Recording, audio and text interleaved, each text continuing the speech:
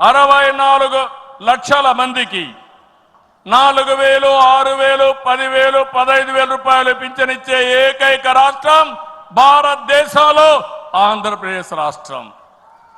ఏటా 33,000 కోట్ల రూపాయలు నేరుగా పేదల సేవలో మొదటి తారీఖున పేదలకు అందించే ఏకైక పార్టీ తెలుగుదేశం పార్టీ.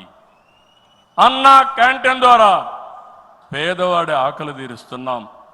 దీపం పథకంతో 1 కోటి మంది లబ్ధిదారులకి 3 సిలిండర్లు సంవత్సరానికి ఇస్తున్నాం.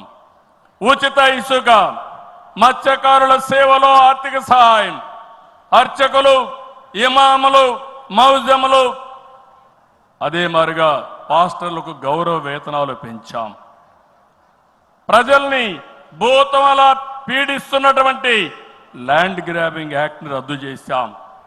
డిఎస్సి నోటిఫికేషన్ ఇచ్చాం. మొదటి సంతకం పెట్టాం. మళ్ళీ స్కూళ్లు తెరిచే లోపల అందరికీ ఉద్యోగాలు ఇచ్చే బాధ్యత మనం తీసుకున్నాం. ఇది నెరవేరుస్తున్నాం అని చెప్పి కూడా నేను మీకు తెలియజేస్తున్నా. ఇదే కాదు, మళ్ళీ పారిశ్రామికవేత్తల్లో నమ్మకాన్ని కల్పించి పెట్టుబడులు తీసుకొస్తున్నాం. 11 నెలల్లో 6 స్టేట్ ఇన్వెస్ట్మెంట్ ప్రమోషన్ బోర్డు మీటింగులు పెట్టి 76 ప్రాజెక్టులకి శ్రీకారం చుట్టాం. దీనివల్ల 4,95,000 కోట్ల రూపాయలు పెట్టుబడులు వస్తున్నాయి. 4,57,000 మందికి ఉద్యోగాలు వస్తున్నాయని చెప్పి కూడా నేను మీకు తెలియజేస్తున్నా. ఇది ఒక పక్కన మీరు చూస్తే, నేను ఒకటే మీ అందరికీ హామీ ఇస్తున్నాను. మీ అందరిని ఇంటింటికి పంపించి మన ఎన్నికల మేనిఫెస్టో విషయాలు చెప్పాం. సూపర్ 6 కూడా చెప్పాం.